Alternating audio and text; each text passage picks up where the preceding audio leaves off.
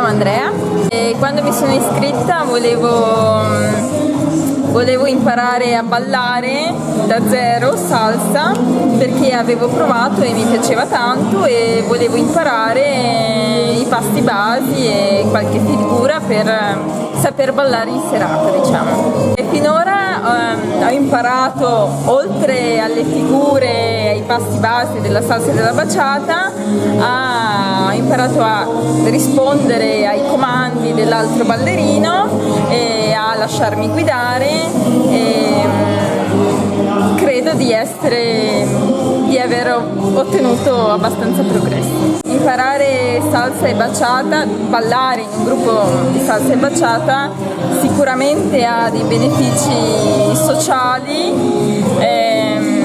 perché aiuta a socializzare e di conseguenza in un ambiente sociale di divertimento aiuta sicuramente a ridurre lo stress e a fare amicizia.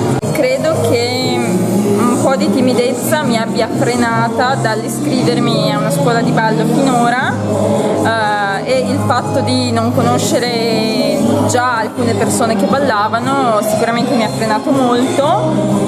Dopo che mi sono iscritta ho acquisito più consapevolezza di me stessa e più autostima. In questa palestra i corsi di salsa e bachata non prevedono solo l'insegnamento dei passi base e delle figure, ma prevedono anche tanta pratica che è molto importante per imparare a ballare ed è sicuramente un grosso vantaggio.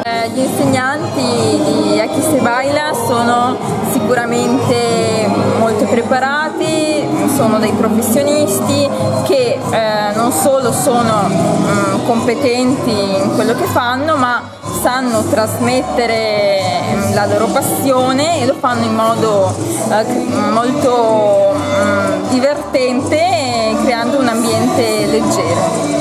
Venite ad Aquí se baila!